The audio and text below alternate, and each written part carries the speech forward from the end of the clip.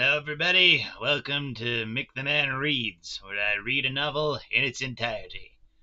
Today we're doing Dracula, chapters 8 through 10.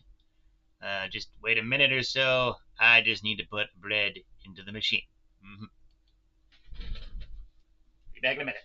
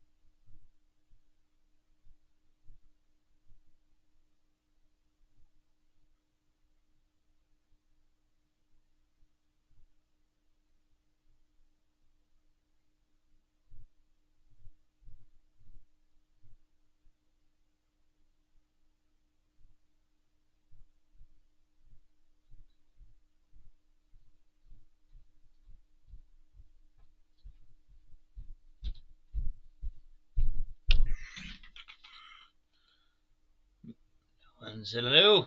Okay then. And 14 minutes have gone by. Oh boy. I'm gonna put a watermark on there later. Yeah, definitely.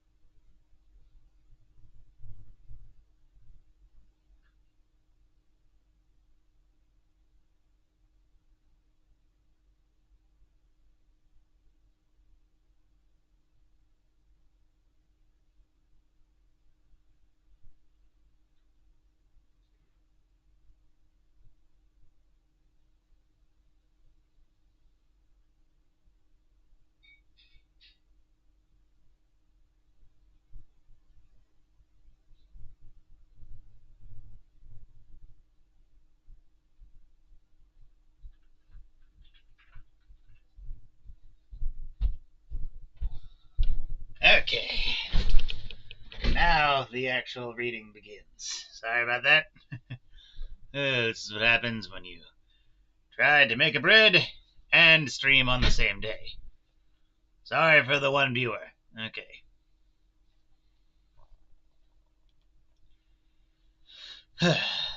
Chapter 8 Mina Murray's Journal. Same day, 11 o'clock p.m. Oh, but I am tired. If it were not I had made my diary a duty I should not open it tonight. We had a lovely walk. Lucy, after a while, was in gay spirits, owing, I think, to some dear cows who came nosing towards us in a field close to the lighthouse, and frightened the wits out of us. I believe we forgot everything, except, of course, personal fear, and it seemed to wipe the slate clean and give us a fresh start. We had a capital severe tea at Robin Hood's Bay, in a sweet little old-fashioned inn, with a bow window right over the seaweed-covered rocks of the strand. I believe we should have shocked the new woman with our appetites. Men are more tolerant, bless them. There's a lot of female characters praising men in this book. It's weird. Then we walked home, with some, or rather many, stoppages to rest, and with our hearts full of a constant dread of wild bulls. Constant dread of okay. Lucy was really tired, and we intended to creep off to bed as soon as we could. Phrasing! The young curate came in, however, and Mrs. Westerna asked him to stay for supper. Lucy and I had both a fight for it with the dusty miller. I know it was a hard fight on my part, and I am quite heroic. I think that some day the bishops must get together and see about breeding up a new class of curates, who don't take supper, no matter how they may be pressed to, and who will know when girls are tired. Lucy is asleep and breathing softly. She has more colour in her cheeks than usual, and looks, oh, so sweet.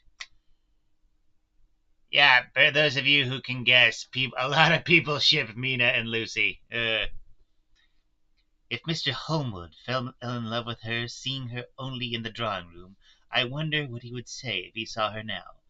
Some of the new women writers will some day start an idea that men and women should be allowed to see each other asleep before proposing or accepting. But I suppose the new woman won't condescend in future to accept.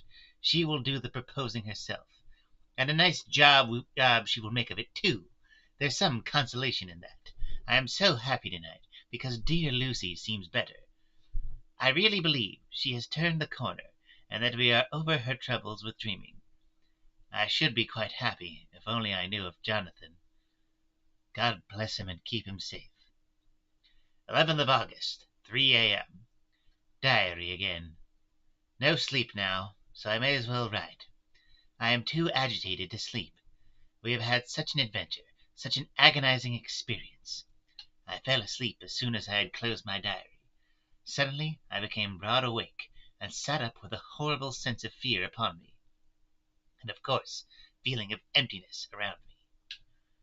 The room was dark, so I could not see Lucy's bed. I stole across and felt for her. The bed was empty. I lit a match, and found that she was not in the room. The door was shut, but not locked, and locked as I had left it. I feared to wake her mother, who has been more than usually ill lately, so threw on some clothes. That's a weird sentence, and got ready to look for her.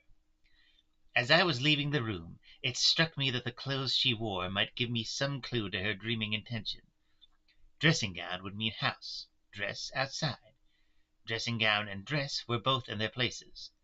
Thank God, I said to myself. She cannot be far, as she is only in her night-dress. I ran downstairs and looked in the sitting-room. Not there! Then I looked in all the other rooms of the house, with an ever-growing fear chilling my heart. Finally I came to the hall door and found it open. It was not wide open, but the catch of the lock had not caught. The people of the house are careful to lock the door every night, so I feared that Lucy must have gone out as she was. There was no time to think of what might happen. A vague, overmastering fear obscured all details. I took a big, heavy shawl and ran out. The clock was striking 1 as I was in the crescent, and there was not a soul in sight. I ran along the north terrace, but could see no sign of the white figure which I expected. At the edge of the west cliff, above the pier, I looked across the harbour to the east cliff in the hope or fear, I don't know of which, of seeing Lucy in our favourite seat. There was a bright full moon, with heavy black driving clouds,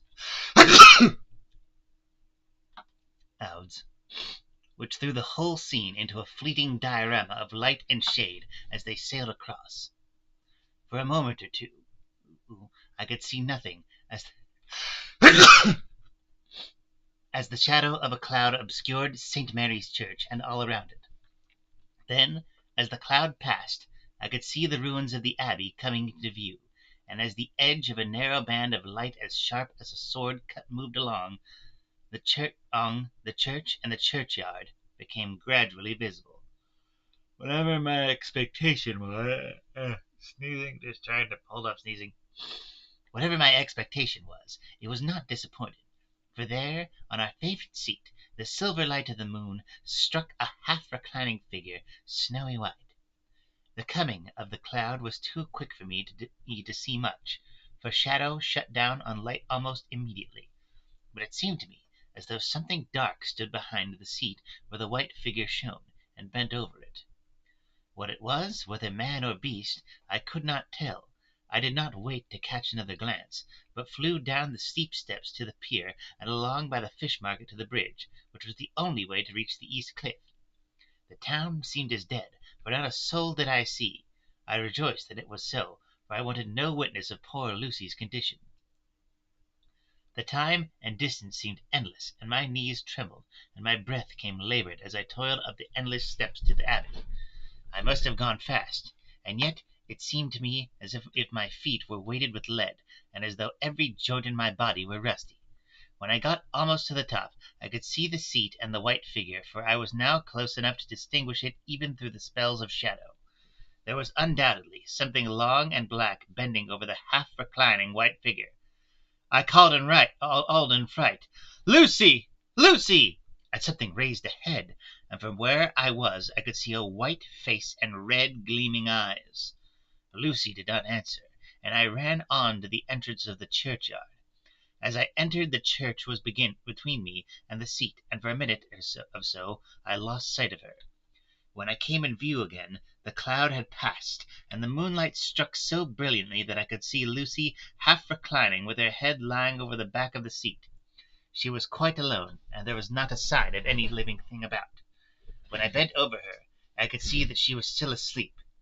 Her lips were parted, and she was breathing, not softly as usual with her, but in long, heavy gasps, as though striving to get her lungs full at every breath. As I came close, she put up her hand in her sleep and pulled the collar of her nightdress close around her throat. Whilst she did so, there came a little shudder through her, as though she felt the cold. I flung the warm shawl over her, and drew the edges tight around her neck, for I dreaded lest she should get at some deadly chill from the night air, unclad as she was. I feared to wake her all at once, so in order to have my friends free that I might help her, I fastened the shawl at her throat with a big safety pin. But I must have been clumsy in my anxiety, and pinched or pricked her with it, for by and by, when her breathing became quieter, she put her hand to her throat again and moaned. When I had her carefully wrapped up, I put my shoes on her feet, and then began very gently to wake her. At first she did not respond, but gradually she became more and more uneasy in her sleep, moaning and sighing occasionally. At last, as time was passing fast, and for many other reasons, I wished to get her home at once. I shook her more forcibly, till finally she opened her eyes and awoke. She did not seem surprised to see me, as of course she did not realize all at once where she was. Lucy always wakes prettily, and even at such a time, when her body must have been chilled with cold, and her mind somewhat appalled at waking unclad in a churchyard at night, she did not lose her grace. She trembled a little, and clung to me. When I told her to come at once with my home, she rose without a word, with the obedience of a child. As we passed along, the gravel hurt my feet, and Lucy noticed me wince. She stopped, and wanted to insist upon my taking my shoes, but I would not. However, when we got to the pathway outside the churchyard, where there was a puddle of water remaining from the storm, I daubed my feet with mud, using each foot in turn on the other, so that as we went home, no one, in case we should meet anyone, does that say meet onyone? Heh, Devil, should not notice my bare feet. Fortune favored us, and we got home without meeting a soul. Once we saw a man who seemed not quite sober passing along a street in front of us, but we hid in a door till he had disappeared, up an opening such as there are here steep little closes, or winds as they call them in Scotland. My heart beat so loud all the time that sometimes I thought I should faint. I was filled with anxiety about Lucy, not only for her health, lest she should suffer from the exposure, but for her reputation in case the story should get wind. When we got in, and had washed our feet, and had said a prayer of thankfulness together, I tucked her into bed. Before falling asleep she asked, even implored me not to say a word to anyone, even her mother, about her sleepwalking adventure. I hesitated at first to promise, but on thinking of the state of her mother's health, and how the knowledge of such a thing would fret her, and thinking too of how such a story might become distorted, nay, infallibly would, in case it would leak out, I thought it wiser to do so. I hope I did right. I have locked the door, and the key is tied to my wrist, so perhaps I shall not be again disturbed. Lucy is sleeping soundly. The reflex of the dawn is high and far over the sea.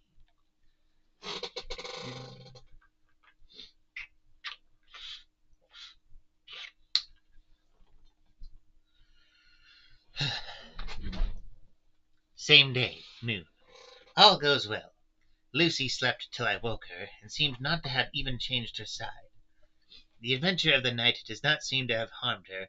On the contrary, it has benefited her, for she looks better this morning than she has done for weeks. I was sorry to notice that my clumsiness with the safety pin hurt her.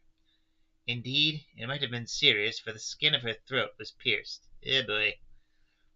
I must have pinched up a neat piece of loose skin, and have transfixed it, for there are two little red points like pinpricks, and on the band of her nightdress was a drop of blood.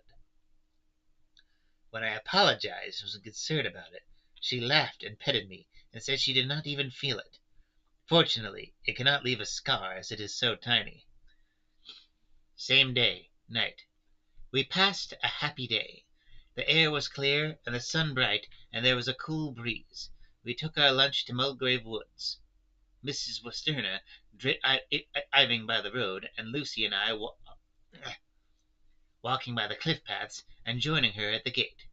I felt a little sad myself, for I could not but feel how absolutely happy it would have been had Jonathan been with me.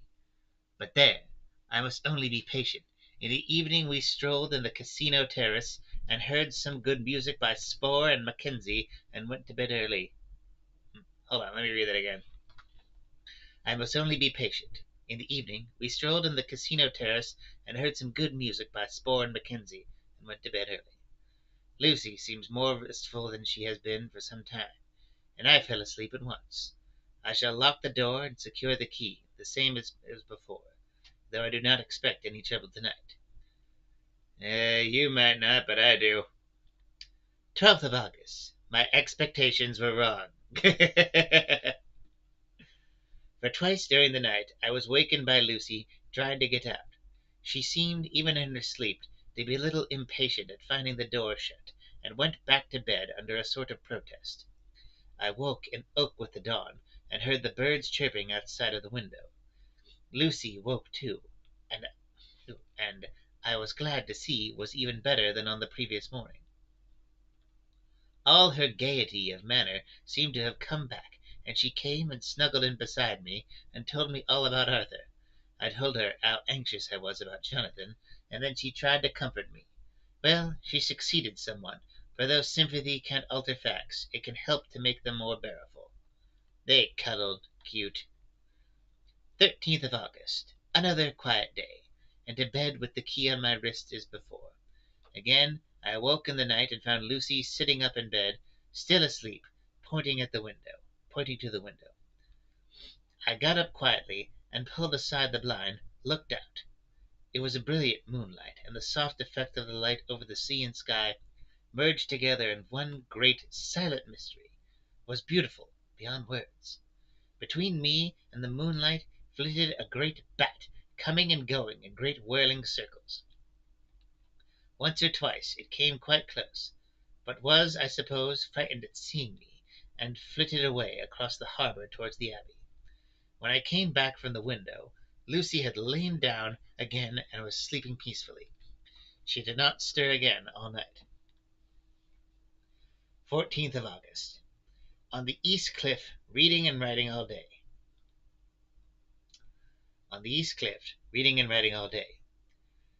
Lucy seems to have become as much in love with the spot as I am, and it is hard to get her away from it when it is time to come home for lunch or tea or dinner. This afternoon she made a funny remark. We were coming home for dinner, and had come to the top of the steps up from the west pier, and stopped to look at the view, as we generally do.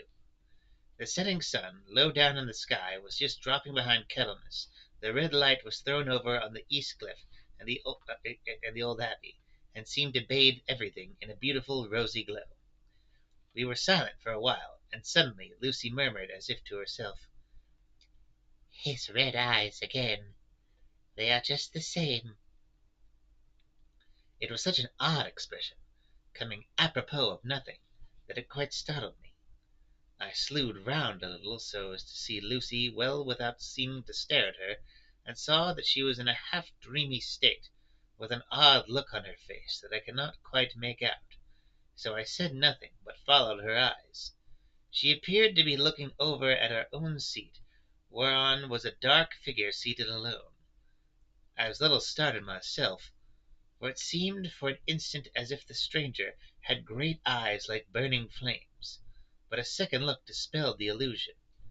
The red sunlight was shining on the windows of St. Mary's Church behind our seat, and as the sun dipped there was just sufficient change in the refraction and reflection to make it appear as if the light moved. I called Lucy's attention to the peculiar effect, and she became herself with a start, but she looked sad all the same. It may have been that she was thinking of that terrible night up there. We never referred to it, so I said nothing, and we went home to dinner. Lucy had a headache and went early to bed. I saw her asleep and went out for a little stroll myself. I walked along the cliffs to the westward, and was full of sweet sadness, for I was thinking of Jonathan. When coming home, it was then bright moonlight, so bright that though the front of our part of the crescent was in shadow, everything could be well seen. I threw a glance up at our window and saw Lucy's head leaning out. I thought that perhaps she was looking out for me, so I opened my handkerchief and waved it. She did not notice or make any movement whatever. Just then the moonlight crept around an angle of the building, and the light fell on the window. There, distinctly, was Lucy with her head lying up against the side of the window sill and her eyes shut. She was fast asleep, and by her, seated on the window sill, was something that looked like a good-sized bird. I was afraid she might get a chill, so I ran up the stairs, but as I came into the room she was moving back to her bed, fast asleep and breathing heavily. She was holding her hand to her throat, as though to protect it from cold. I did not wake her, but tucked her up warmly. I have taken care that the door is locked and the window securely fastened. She looks so sweet as she sleeps, but she is paler in her wont, and there is a haggard look under her eyes which I do not like. I fear she is fretting about something. I wish I could find out what it is. 15th of August. Rose later than usual. Lucy was languid and tired, and slept on after we had been called. We had a happy surprise at breakfast. Arthur's father is better, and wants the marriage to come off soon. Lucy is full of quiet joy, and her mother is glad and sorry at once. Later on in the day she told me the cause. She is grieved to lose Lucy as her very own, but she is rejoiced that she is soon to have someone to protect her. Poor dear, sweet lady! She confided to me that she has got her death warrant. She has not told Lucy, and made me promise secrecy. Her doctor told her that within a few months at most she must die, for her heart is weakening. At any time, even now, a sudden shock would be almost sure to kill her. Ah, we were wise to keep from her the affair of the dreadful night of Lucy's sleepwalking. 17th of August. No diary for 2 whole days. I have not had the heart to write. Some sort of shadowy pall seems to be coming over our happiness. No news from Jonathan, and Lucy seems to be growing weaker, whilst her mother's hours are numbering to a close. I do not understand Lucy's fading away as she does. She eats well and sleeps well, and enjoys the fresh air, but all the time the roses in her cheeks are fading, and she gets weaker and more languid day by day. At night I hear her gasping as if for air. I keep the key of our door always fastened to my wrist at night, but she gets up and walks about the room, and sits at the open window. Last night I found her leaning out when I woke up, and when I tried to wake her, I could not. She was in a faint. When I managed to restore her, she was as weak as water, and cried silently between long, painful struggles for breath. When I asked her how she came to be at the window, she shook her head and turned away. I trust her feeling ill may not be from that unlucky prick of the safety pin. Sorry for the occasional burping. I looked at her throat just now as she lay asleep, and the tiny wounds seemed not to have healed. They are still open, and if anything, larger than before. They are still open, and they are still open, and if anything, larger than before, and the edges of them are fairly white. They are like little white dots with red centers. Unless they heal within a day or two, I shall insist on the doctor seeing about them. Letter: Samuel F. Billington and Son, Solicitors, Whitby, to Messrs. Carter, Peterson and Co., London, 17th of August. Dear Sirs, herewith please receive invoice of goods sent by Great Northern Railway. Same are to be delivered at Carfax near Purfleet, immediately on receipt, as goods station King's Cross. The house is at present empty, but enclosed please find keys, all of which are labeled. You will please deposit the boxes 50 in number, which form the consignment in the partially ruined building forming part of the house and marked A on rough diagram enclosed. Your agent will easily recognize the locality, as it is the ancient chapel of the mansion. The goods leave by the train at 9:30 tonight, and will be due at King's Cross at 4:30 tomorrow afternoon. As our client wishes the delivery made as soon as possible, we shall be obliged by your having teams ready at King's Cross at the time named and forthwith conveying the goods to destination. In order to obviate any delays possible through any routine requirements as to payment in your departments, we enclose check herewith for £10, symbol of £10, receipt of which please acknowledge should the charge be less than this amount, you can return balance. If greater, we shall at once send check for difference of hearing from you. You are to leave the keys on coming away in the main hall of the house, but the proprietor may get them on his entering the house by means of his duplicate key. Pray do not take us any exceeding the bounds of business courtesy in pressing you in all ways to use the utmost expedition. We are, dear sirs, faithfully yours, Samuel F. Billington and Son. Letter: Messrs. Carter, Patterson and Co., London, and to Messrs. Billington and Son, Whitby. 25th of August. Dear sirs, we beg to acknowledge £10 received and to return check £1 17 sovereign in 9d amount of overplus as shown and receipted account herewith. Goods are delivered in exact accordance with instructions, and keys left in parcel to main hall as directed. We, dear sirs, yours respectfully, Pro Carter, Patterson and Co. Mina Mary's Journal, 18th of August. I am happy today, and write sitting on the seat in the churchyard. Lucy is ever so much better. Last night she slept well all night, and did not disturb me once. The roses seem coming back already to her cheeks, though she is still sadly pale and wan-looking. If she were in any way anemic, I could understand it, but she is not. She is in gay spirits, and full of life and cheerfulness. All the morbid reticence seems to have passed from her, and she has just reminded me, as if I needed any reminding of that night, and that it was here, on this very seat, I found her asleep. As she told me, she tapped playfully with the heel of her boot on the stone slab, and said, "My poor little feet didn't make much noise then. I dare say poor old Mr. Swales would have told me that it was because I didn't want to wake up Geordie." As she was in such a communicative humor, I asked her if she had dreamed all that night. Before she answered, that sweet puckered look came into her forehead, which Arthur, I call him Arthur from her habit, says he loves, and indeed I don't wonder what he does. Then she went on in a half-dreaming kind of way, as if trying to recall it to herself. "I didn't quite dream, but it all seemed to be real. I only wanted to be here in this spot. I don't know why, for I was afraid of something. I don't know what. I remember, though, I suppose. I was asleep, passing through the streets, and over the bridge. A fish leaped as I went by, and I leaned over to look at it, and I heard a lot of dogs howling. The whole town seems as if it must be full of dogs, all howling at once, as I went up the steps.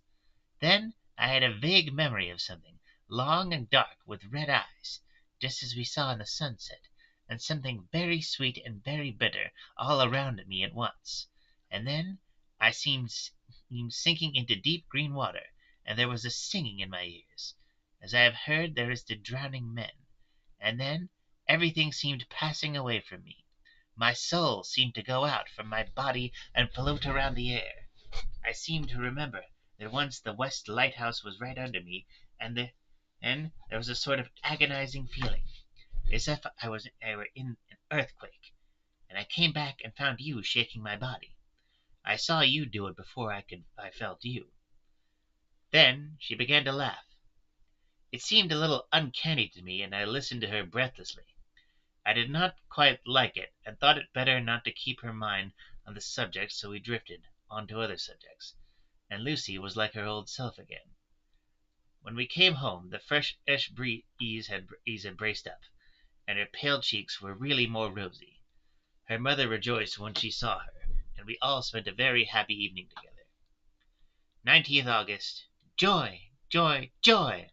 Although not all joy. At least, news of Jonathan. The dear fellow has been ill. That is why he did not write. I am not afraid to think it or say it now that I know. I am not afraid to think it or say it now that I know. Mr. Hawkins sent me on the letter and wrote himself, oh, so kindly. I am to leave in the morning and go over to Jonathan, and to help to nurse him if necessary, and to bring him home. Mr. Hawkins says it would not be a bad thing if we were to be married out there. I have cried over the good sister's letter till I can feel it wet against my bosom where it lies. It is of Jonathan, and must be next my heart, yes, for he is in my heart. My journey is all mapped out, and my luggage ready. I am only taking one change of dress.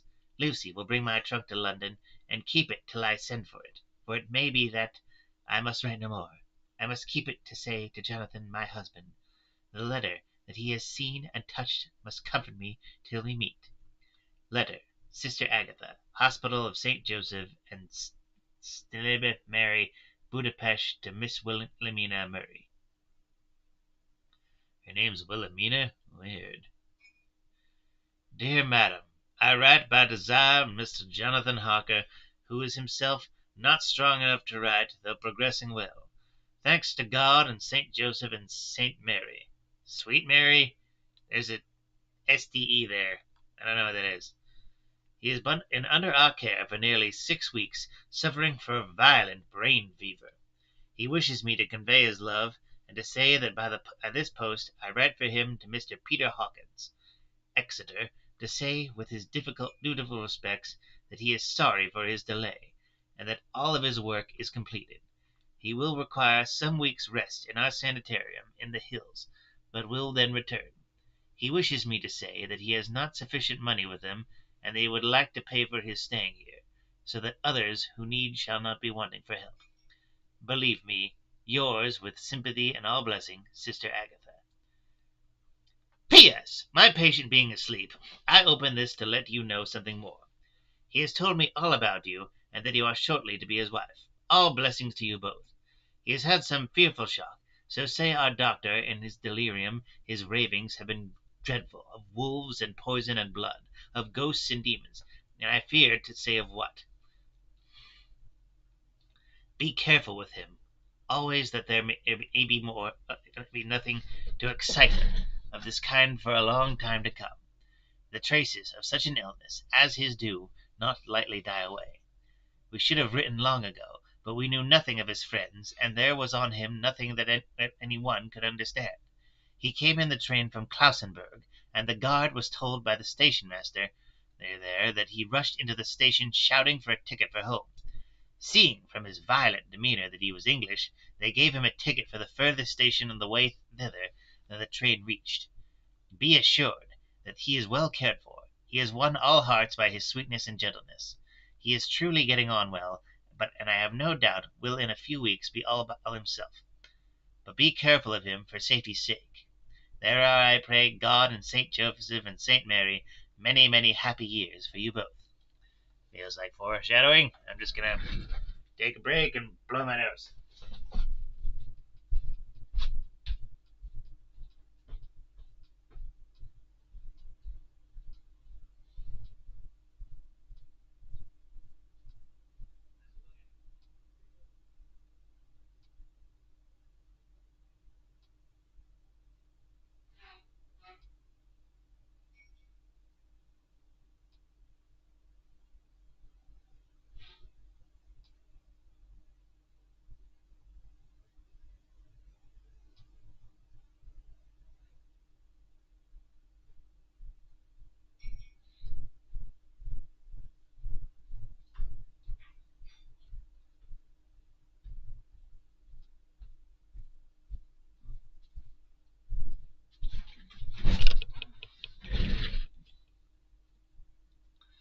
Average viewer duration 1 minute 45. That seems about right. Dr. Seward's Diary, 19th of August. Strange and sudden change in Redfield last night. About 8 o'clock he began to get excited and sniff about as a dog does when sitting. The attendant was struck by his manner, and knowing my interest in him, encouraged him to talk. He is usually respectful to the attendant and at times servile, but to-night the man tells me he was quite haughty, would not condescend to talk with him at all. All he would say was, "I don't want to talk to you. You don't count now. The master is at hand." Yeah, boy. The attendant thinks it is some sudden form of religious mania which has seized him. If so, we must look out for squalls, for a strange man with homicidal and religious mania at once might be dangerous. The combination is a dreadful one. At 9 o'clock I visited him myself. His attitude to me was the same as that to the attendant. In his sublime self-feeling, the difference between myself and attendant seemed to him as nothing. It looks like religious mania, and he will soon think that he himself is God. Let me read that again. It looks like religious mania, and he will soon think that he himself is God. These infinitesimal distinctions between man and man are too paltry for an omnipotent being. How these madmen give themselves away! The real God taketh heed lest a arrow fall. But the God created from human vanity sees no difference between an eagle and a sparrow. Oh, if men only knew! For half an hour or more, Renfield kept getting excited in greater and greater degree. I did not pretend to be watching him, but I kept strict observation all the same. All at once that shifty look came into his eyes, which we always see when a madman has seized an idea, and with it the shifty movement of the head and back which asylum attendant come to know so well. He became quite quiet, and went and sat on the edge of his bed resignedly, and looked into space with lack-lustre eyes. I thought I would find out if his apathy were real or only assumed, and tried to lead him to talk of his pets, a theme which had never failed to excite his attention. At first he made no reply, but at length said testily, "Bother them all! I don't care a pin about them." "What?" I said. "You don't mean to tell me you don't care about spiders?" Spiders, at present, are his hobby, and the notebook is filled up with columns of small figures. To this he answered enigmatically, "The bride maiden rejoice the eyes that wait the commanding—" Hold on. "The bride maidens rejoice the eyes that wait the coming of the bride. But when the bride draweth nigh, then the maidens shine not to the eyes that are filled." He would not explain himself, but remained obstinately seated at his bed all the time I remained with him. I am weary to-night and low in spirits. I cannot but think of Lucy, and how different things might have been if I didn't go to sleep at once. Chloral, the modern Morpheus. C2HCl3OH2O. I must be careful not to let it grow into a habit. No, I shall take none tonight. I have thought of Lucy, and I shall not dishonor her by mixing the two. If need be, tonight shall be sleepless. Later. Glad I made the resolution, gladder that I kept to it. I had lain tossing about, and had heard the clock strike only twice, when the night watchman came to me, sent up from the ward to say that Renfield had escaped. I threw on my clothes, and ran down at once. My patient is too dangerous a person to be roaming about. Those ideas of his might work out dangerously with strangers. The attendant was waiting for me. He said he had seen him not 10 minutes before, seemingly asleep in his bed, when he had looked through the observation trap in the door. His attention was called by the sound of the window being wrenched out. He ran back, and saw his feet disappear through the window, and had at once sent up for me. He was only in his night gear, and cannot be far off. The attendant thought it would be more useful to watch where he should go than to follow him, as he might lose sight of him whilst getting out of the building by the door. He is a bulky man, and couldn't get through the window. I am thin, so with his aid I got out, but feet foremost, and as we were only a few feet above ground, landed unhurt. The attendant told me the patient had gone to the left and had taken a straight line, so I ran as quickly as I could. As I got through the belt of trees, I saw a white figure scale the high wall which separates our ground from those of the deserted house. I ran back at once, told the watchman to get 3 or 4 men immediately and follow me into the grounds of Carfax, in case our friend might be dangerous. I got a ladder myself, and crossing the wall, dropped down on the other side. I could see Renfield's figure just disappearing behind the angle of the house, so I ran after him. On the far side of the house I found him pressed close against the old iron-bound oak door of the chapel. He was talking, apparently to someone, but I was afraid to go near enough to hear what he was saying, lest I might frighten him, and he should run off. Chasing an errant swarm of bees is nothing to following a naked lunatic when the fit of escaping is upon him. After a few minutes, however, I could see that he did not take note of anything around him, and so ventured to draw nearer to him, the more so as my men had now crossed the wall and were closing him in. I heard him say, "I am here to do your bidding, master. I am your slave, and you will reward me, for I shall be faithful. I have worshipped you long and far. Now that you are near, I await your commands, and you will not pass me by, will you, dear master, in your distribution of good things?" He is a selfish old beggar, anyhow.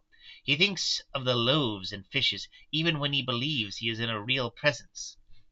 His manias make a startling combination. When we closed in on him, he fought like a tiger. He is immensely strong, for he was more like a wild beast than a man. I never saw a lunatic in such a paroxysm of rage before, and I hope I shall not again. It is a mercy that we have found out his strength and his danger in good time. With strength and determination like this, he might have done wild work before he was caged. He is safe now, at any rate. Jack Sheppard himself couldn't get free from the strait waistcoat that keeps him restrained, and he's chained to the wall in the padded room. Let me read that again. Jack Sheppard himself couldn't get free from the strait waistcoat that keeps him restrained and he's chained to the wall in the padded room. His cries are at times awful, but the silences that follow are more deadly still, for he means murder in every turn and movement. Just now he spoke coherent words for the first time. "I shall be patient, master. It is coming, coming, coming." So I took the hint and came to. I was too excited to sleep, but this diary has quieted me, and I feel I shall go some sleep tonight. Chapter 9. Letter Mina Harker to Lucy Westerna. Budapest, 24th of August. My dearest Lucy, I know you will be anxious to hear all that has happened since we parted at the railway station at Whitby. Well, my dear, I got to Hull all right, and caught the boat to Hamburg, and then the train on here. I feel that I can hardly recall anything of this journey except that I knew I was coming to Jonathan, and that, as I should have to do some nursing, I had better get all the sleep I could. ... I found my dear one, oh, so thin and pale and weak looking. All the resolution has gone out of his dear eyes, and that quiet dignity which I told you was in his face has vanished. He is only a wreck of himself, and he does not remember anything that has happened to him for a long time past. At least, he wants me to believe so, and I shall never ask. He has had some terrible shock, and I fear it might tax his poor brain if he were to try to recall it. Sister Agatha, who is a good creature and a born nurse, tells me that he raved of dreadful things whilst he was off his head. I wanted her to tell me what they were, but she would only cross herself and say she would never tell, that the ravings of the sick were the secrets of God, and that if a nurse, through her vocation, should hear them, she should respect her trust. Doctor-patient confidentiality. Nice lady. She is a sweet, good soul, and the next day, when she saw I was troubled, she opened up the subject again, and after saying that she could never mention what my poor dear raved about, added, "I can tell you this, my dear, that it was not about anything which he has done wrong himself, and you, as his wife-to-be, have no cause to be concerned. He has not forgotten you or what he owes to you. His fear was of great and terrible things which no mortal can treat of. I do believe the dear soul thought I might be jealous lest my poor dear should have fallen in love with any other girl. The idea of my being wait, okay, is Mina speaking now?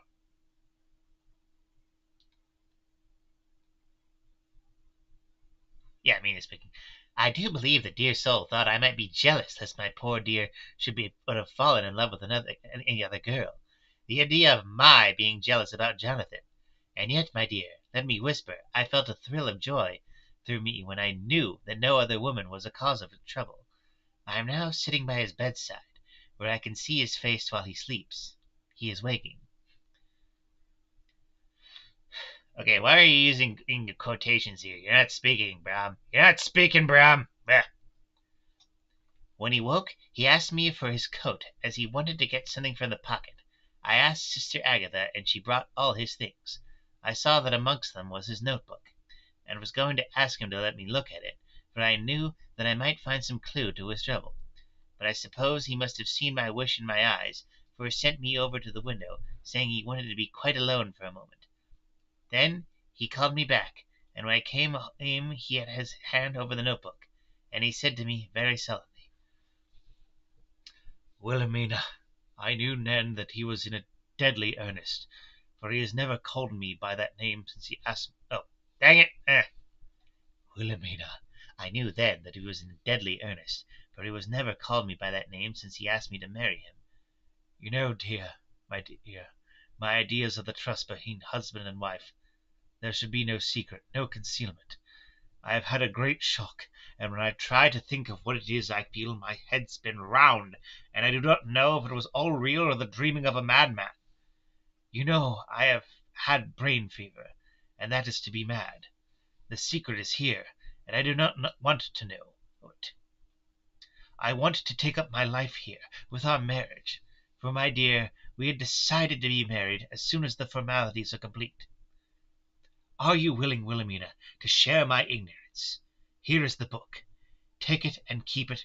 Read it if you will, but never let me know, unless indeed some solemn duty should come upon me to go back to the bitter hours, asleep or awake, sane or mad, recorded here." He fell back asleep, exhausted, and I put the book under his pillow and kissed him. I have asked Sister Agatha to beg the Superior to let our wedding be this afternoon, and am waiting her reply.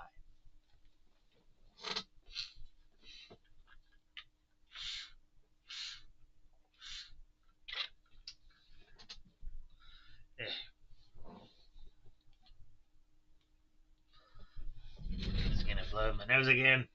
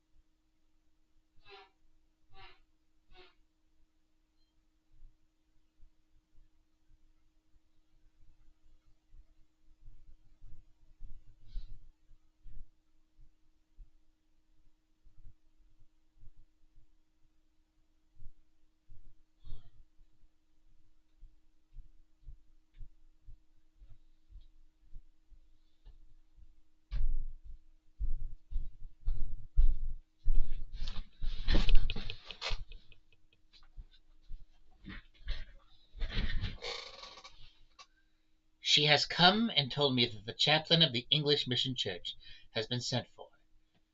We are to be married in an hour, or as soon as Jonathan awakes. Lucy, the time has come and gone. I feel very solemn, but very, very happy. Oh, right, this is still Mina. Why did I think Jonathan was, okay. Lucy, the time has come and gone. I feel very solemn, but very, very happy. Jonathan woke a little after the hour, and all was ready, and he sat up in bed, propped up with pillows.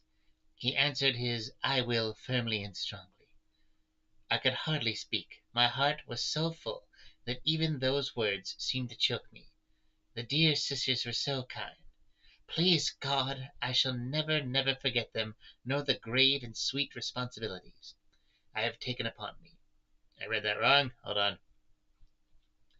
Please God, I shall never, never forget them, nor the grave and sweet responsibilities I have taken upon me. I must tell you of my wedding present. When the chaplain and the sisters had left me alone with my husband, oh, Lucy, it is the first time I have written the words "my husband," left me alone with my husband, I took the book from under his pillow and wrapped it up in white paper and tied it with a little bit of pale blue ribbon which was round my neck, and sealed it over the knot with sealing wax, and for my seal I used my wedding ring. Then I kissed it and showed it to my husband, and told him that I would keep it so, and then it would be an outward and visible sign for us all our lives that we trusted each other, that I would never open it unless it were for his own dear sake, or for the sake of some stern duty.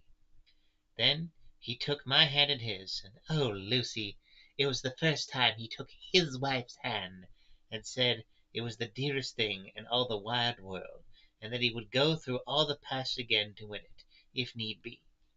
The poor dear meant to have said a part of the past, but he can't think of time yet, and I shall not wonder if at first he mixes up only the month, but the year. Well, my dear, what could I say? I could only tell him that I was the happiest woman in all the wide world, and that I had nothing to give him except myself, my love, and my trust, and that with these went my love and duty for all the days of my life. And, my dear, when he kissed me and drew me to him with his poor weak hands, it was like a very solemn pledge between us. Lucy, dear, do you know why I tell you this? It is not only because it is all sweet to me, but because you have been and are very dear to me.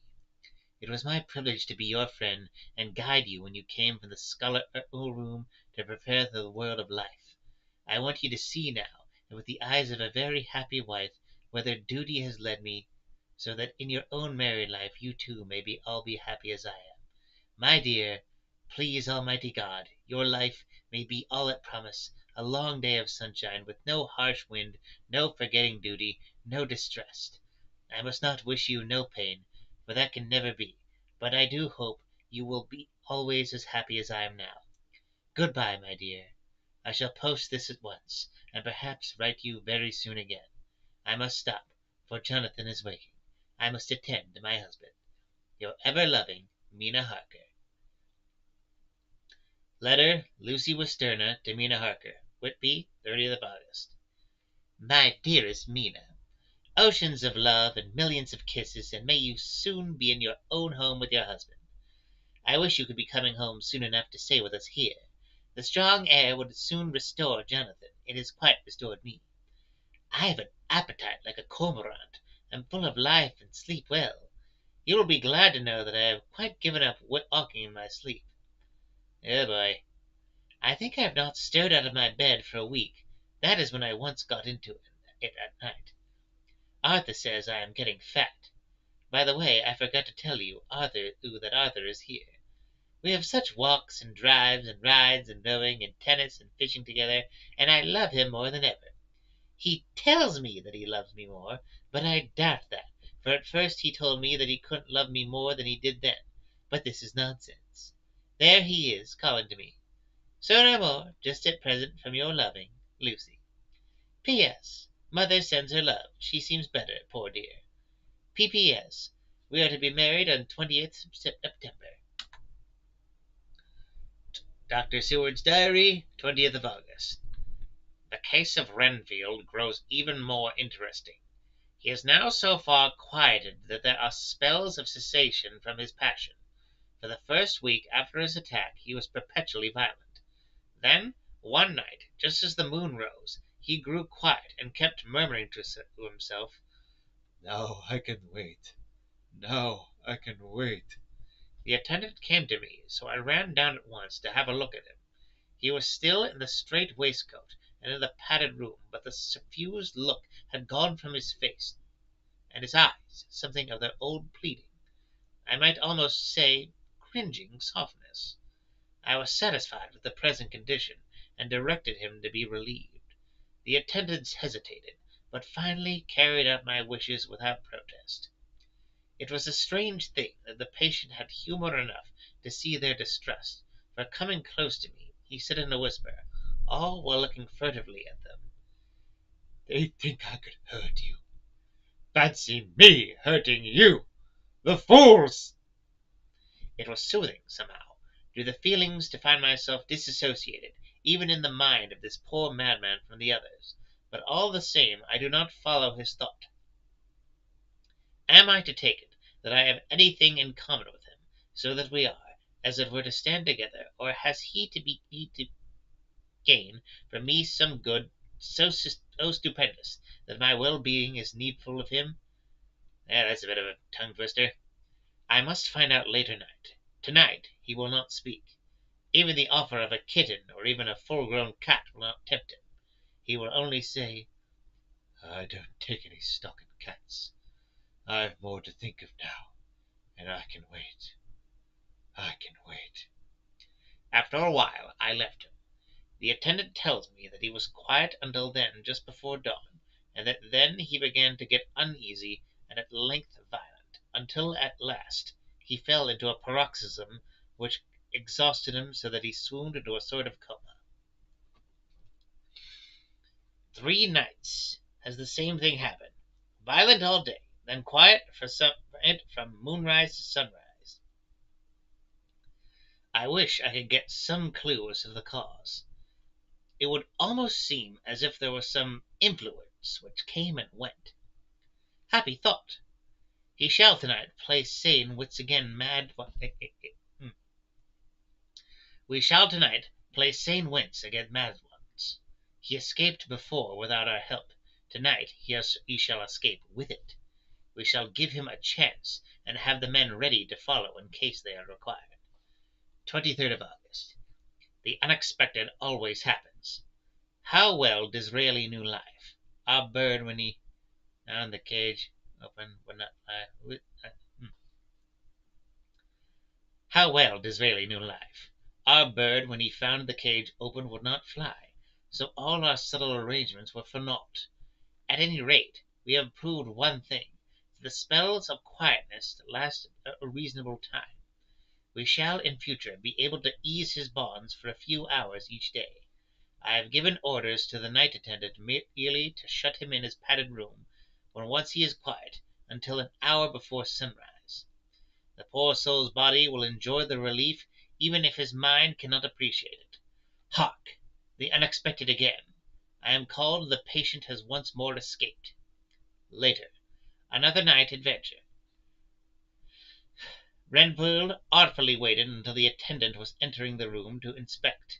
Then he dashed out past him and flew down the passage. I sent word for the attendant to follow. Again he went into the grounds of the deserted house, and we found him in the same place, pressed against the old chapel door. When he saw me he became furious, and had not the attendant seized him in time, he would have tried to kill me. As we were holding him, a strange thing happened. He suddenly redoubled his efforts, and then as suddenly grew calm. I looked round instinctively, but could see nothing. Then I caught the patient's eye, and followed it, but could trace nothing as it looked into the moonlit sky, except a big bat, which was flapping its silent and ghostly way to the west. Bats usually wheel and flit about, but this one seemed to go straight on, as if it knew where it was bound for, or had some intention of its own.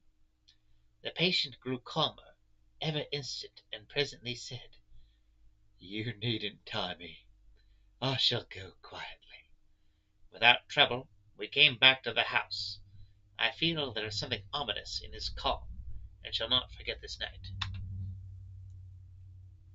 Lucy Westenra's Diary. Hillingham, 24th of August. I must imitate Mina and keep writing things down. Then we can have long talks when we do meet. I wonder when it will be. I wish she were here with me again, for I feel so unhappy. Last night I seemed to be dreaming again, just as I was at Whitby. Perhaps it is the change of air, or getting home again. It is all dark and horrid to me, for I can remember nothing.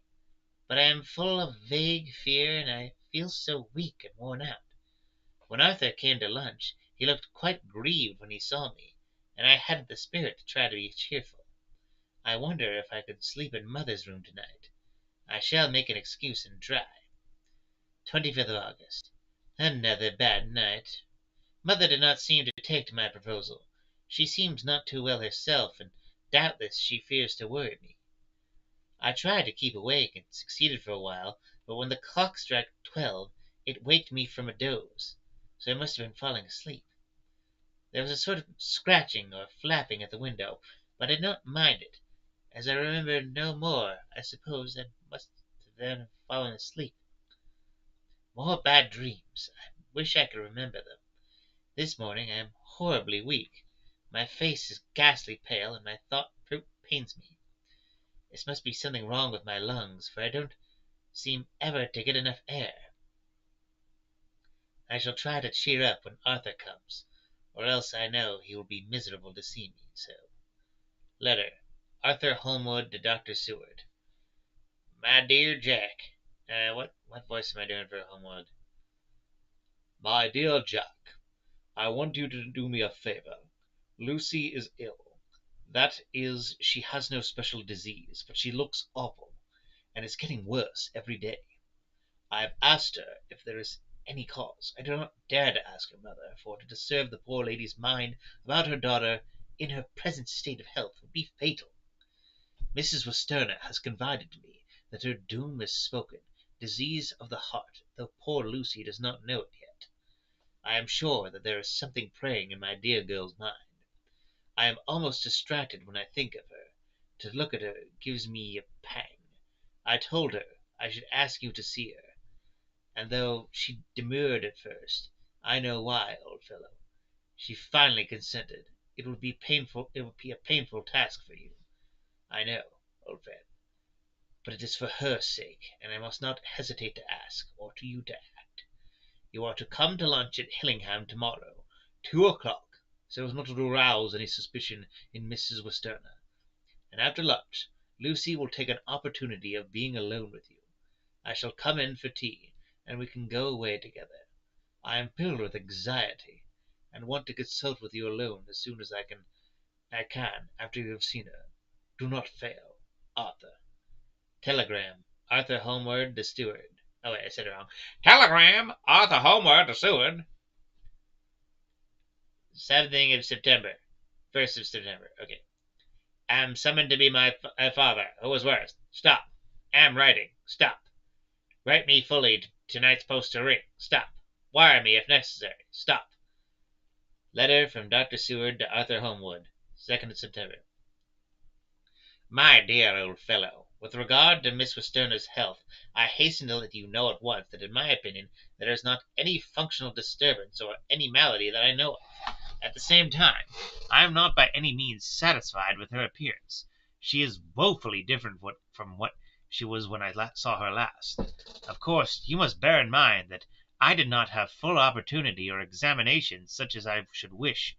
Our very friendship makes a little difficulty, which not even medical science or custom can bridge over. I had better tell you exactly what happened, leaving you to draw and measure your own conclusion. I shall say that I have done and propose doing. I shall then say what I have done and propose doing. I found Miss Westenra in seemingly gay spirits. Her mother was present, and in a few seconds I made up my mind that she was trying all she knew to mislead her mother and prevent her from being anxious. I have no doubt she guesses, if she does not know, what need of caution there is. We lunched alone, as we all exerted ourselves to be cheerful. We got, as some kind of reward for our labors, some real cheerfulness among us. Then Mrs. Westerner sent to lie down, and Lucy was left with me.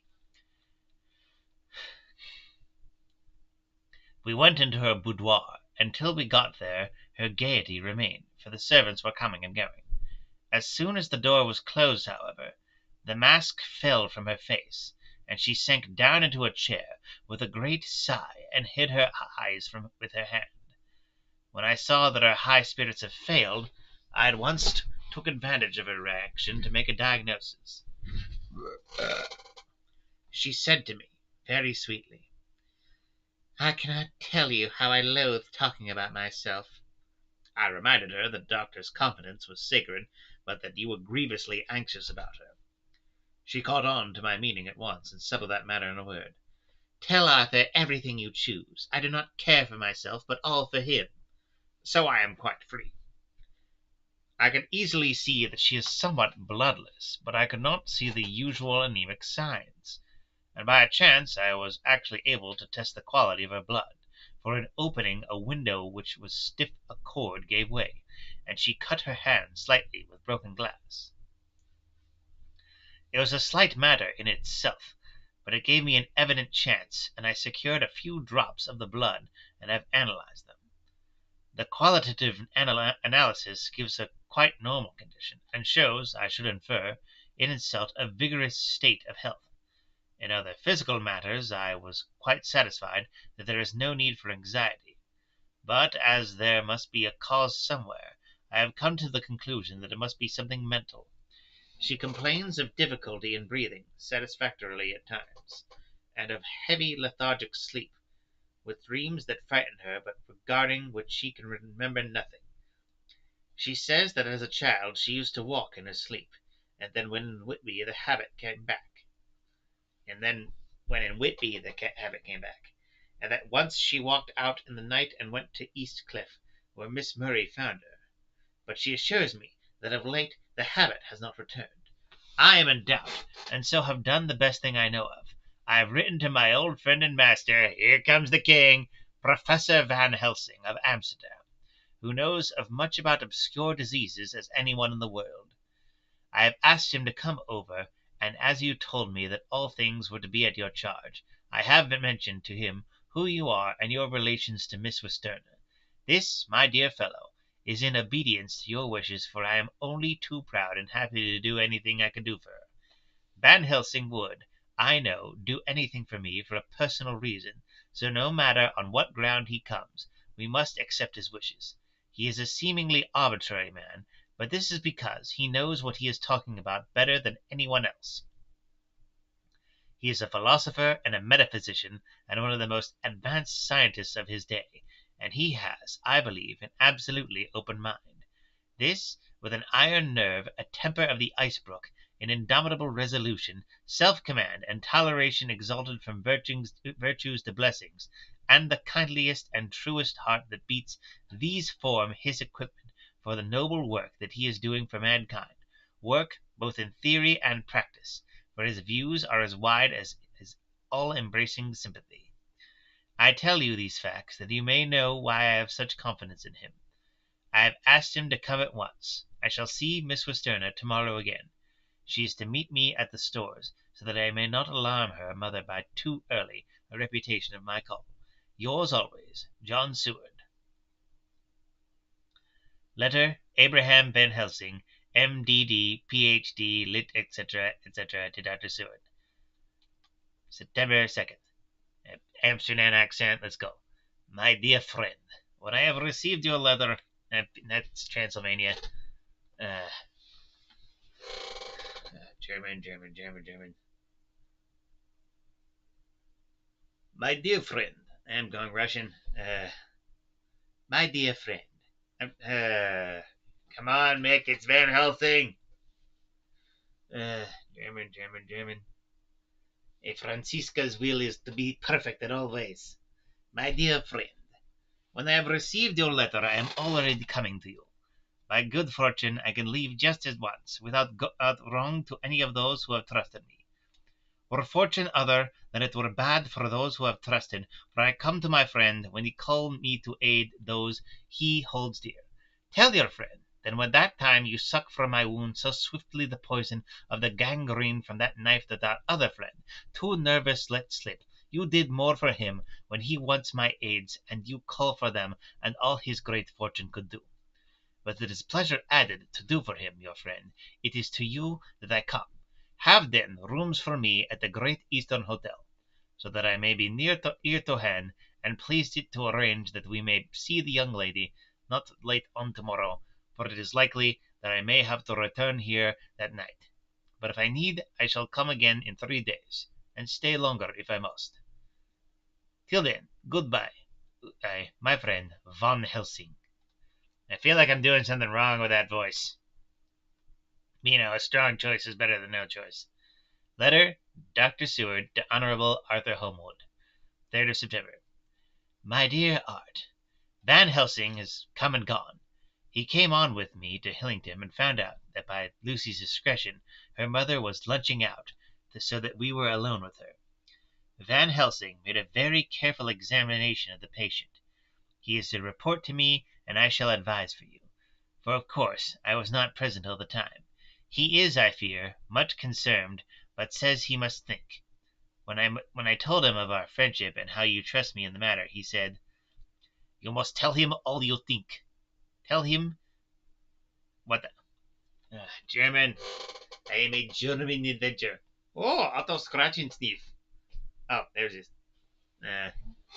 You must tell him all you think. Tell him what I think. If you can guess it, you will. Nay, I am not jesting. This is no jest, but life and death, perhaps more. I asked what he meant. I asked what he meant by that, for he was very serious. This was when we had come back to town, and he was having a cup of tea before starting on his return to Amsterdam. He would not give me any further clue. You must not be angry with me, Art, because his very reticence means that all his brains are working for her good. He will speak plainly enough when the time comes, be sure. So I told him I would simply write an account of our visit, just as if I were doing a descriptive special article for the Daily Telegraph. He seemed not to notice, but remarked that the smuts in London were not quite so bad as they used to be when he was a student here. The smuts in London?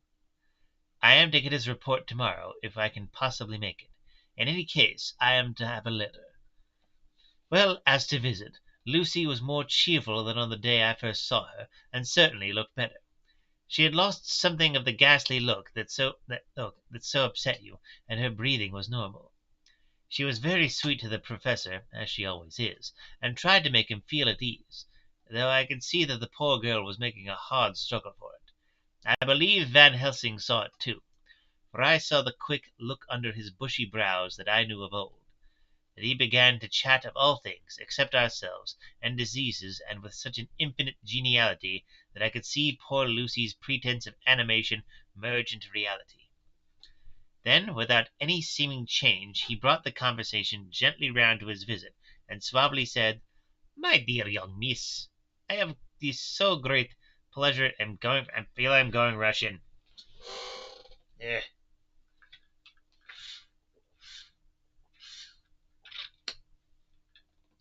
Mick, you need a dialect coach." Oh, Otto von Scratchenstief, Otto von Scratchenstief. My dear young miss, I have the so great pleasure because you are so much beloved. That is much, my dear, ever were there that which I did not see. They told me you were down in the spirit, and that you are a ghastly pale. To this I say, poof! And he snapped his fingers at me and went on. But you, and I shall show them how wrong they are. How can he, and pointed at me with the same look and gesture as that with which once he pointed me out in his class, after a particular occasion which he never fails to remind me of, know anything of young ladies? Ouch! He has his madams to play with, and to bring them back to happiness, and to those that love him. It is much to do, and oh, but there are rewards, in that we can bestow such happiness. But the young ladies! He has no wife nor daughter, and the young do not tell themselves to the young. But to the old like me, who have known so many sorrows and the causes of them, so, my dear, we will send him away to smoke the cigarette in the garden, whilst you and I have a little talk all to ourselves. I took the hint, and strolled about, and presently the Professor came to the window and called me in. He looked grave, but said, "I have made careful examination, and going ration, I have made Octoleben. I have made careful examination. I'm just kind of go with the voice that I'm working with. But there is no functional cause. With you I agree that there has been much blood loss. It has been, but it is not. But the condition of her are in no way anemic. I have asked her to send me her maid, that I may ask just one or two questions, that so I may not chance to miss nothing. I know well what she will say, and yet there is cause. There is always cause for everything. I must go back home and think. You must send to me the telegram every day, and if there be cause, I shall come again. The disease, for not to be all well is a disease, interests me, and the sweet young dear, she interests me too. She charmed me, and for her, if not for you and or disease, I got. As I tell you, he would not say a word more, even when we were alone. And so now, Art, you know all I know. I shall keep stern watch. I trust your poor father is rallying. It must be a terrible thing to you, my dear old fellow, to be placed in such a position between two people who are both so dear to you. I know your idea of duty to your father, and you are right to stick to it. But, if need be, I shall send you word to come at once to Lucy. So do not be over anxious unless you hear from me. Dr. Seward's Diary, September 4th. Suffragus patient still keeps up our interest in him. That's a weird way to start a sentence. Our Suffragus patient still keeps up our interest in him. I added an hour there, just made the sentence. He had only one outburst, and that was yesterday at an unusual time. Just before the stroke of noon, he began to grow restless. The attendant knew the symptoms, and at once summoned aid. Fortunately, the men came at a run, and were just in time, for at the stroke of noon he became so violent that it took all their strength to hold him. In about 5 minutes, however, he began to get more and more quiet, and finally sank up into a sort of melancholy, in which state he was remained up to now. The attendant tells me that his screams whilst in the paroxysm were really appalling. I found my hands full when I got in, attending to some of the other patients who were frightened by him. Indeed, I can quite understand the effect, for the sounds disturbed even me, though I was some distance away. It is now after the dinner hour of the asylum, and as yet my patient sits in a corner brooding, with a dull, sullen, woe-begone look in his face, which seems rather to indicate than to show something directly. I cannot quite understand it. Later, another change in my patient. At 5 o'clock I looked in on him, and found him seemingly as happy and contented as he used to be.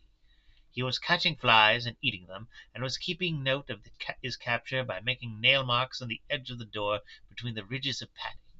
When he saw me, he came over and apologized for his bad conduct, and asked me in a very humble, cringing way to be led back to his own room, and to have his notebook again. I thought it well to humor him, so he is back in his room with the window open. He has the sugar of his tea spread out on his window sill, and is reaping quite a harvest of flies.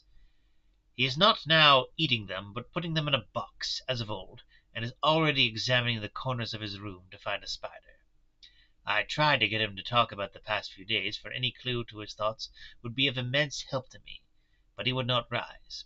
For a moment or two he looked very sad, and said in a sort of far-away voice, as though saying it rather to himself than to me, "All over, all over, he has deserted me. No hope for me now, unless I do it for myself." Then suddenly, turning to me in a resolute way, he said, "Doctor, will you be very good to me, and let me have a little more sugar? I think it would be good for me." "And the flies?" I said. "Yes, the flies like it too, and I like the flies. Therefore I like it." And there are people who know so little as to think that madmen do not agree. I procured him a double supply, and left him as happy as a man as, I suppose, any in the world. Rereading that sentence, I procured him a double supply, and left him as happy a man as, I suppose, any in the world. I wish I could fathom his mind. Midnight. Another change in him. I had been to see Miss Westenra, whom I found much better, and had just returned, and was standing at our own gate, looking at the sunset, when once more I heard him yelling. As his room is on the side of the house, I could hear it better than in the morning. It was a shock to me to turn from the wonderful smoky beauty of the sunset over London, with its lurid lights and inky shadows, and all the marvellous tints that come on foul clouds even as on foul water, and to realize all the grim sternness of my old cold stone building, with its wealth of breathing misery, and my own desolate heart to endure it all. I reached him just as the sun was going down, and from his window saw the red disk sink. As it sank, he became less and less frenzied, and just as it dipped he slid from the hands that held him in inert mass on the floor. It is wonderful, however, what intellectual recuperative power lunatics have, but within a few minutes he stood up quite calmly and looked around him. I signalled to the attendants not to hold him, for I was anxious to see what he would do. He went straight over to the window and brushed at the crumbs of sugar. Then he took his fly box and emptied it outside, and threw away the box. Then he shut the window, and crossing over, sat down on his bed. All this surprised me, so I asked him, "Are you not going to keep flies any more?" "No," said he. "I am sick of all that rubbish." He certainly is a wonderfully interesting study. I wish I could get some glimpse of his mind, or of the cause of his sudden passion. Stop. There may be a clue after all, if we can find why to-day these paroxysms came on at high noon and at sunset. Can it be that there is a malign influence of the sun at periods which affect certain natures, as at times the moon does others? We shall see. Telegram, Seward, London to Van Helsing, Amsterdam. 4th of September. Patient still better today. Stop. Telegram, Seward, London to Van Helsing, Amsterdam. 5th of September. Patient greatly improved. Stop. Good appetite. Sleeps naturally. Good spirits. Color coming back. Stop. Telegram, Seward, London to Van Helsing, Amsterdam. 6th of September. Terrible change for the worse. Come at once. Do not lose an hour. I told over telegram to Holmwood. Still have you seen? Terrible change for the worse. Stop. Come at once. Pause. Do not lose an hour. I hold over telegram to Holmwood to have seen you. Stop. Because telegrams are spoken aloud, I think. 3 views and an average view duration of 9 seconds.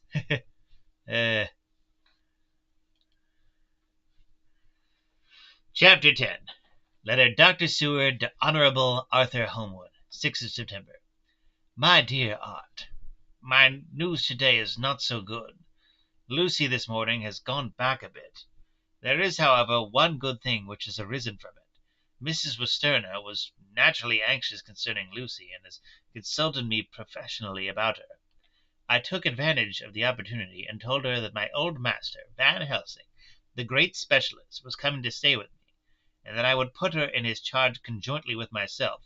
So now we can come and go without alarming her unduly, for a shock to her would mean sudden death, and this, in Lucy's weak condition, might be disastrous to her. We are hedged in with difficulties, all of us, my poor old fellow, but please God we shall come through them all right.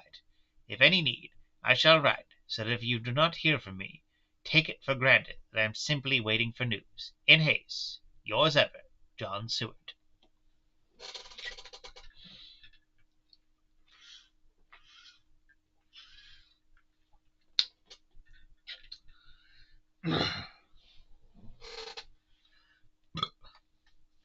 Dr. Seward's Diary, September 7th.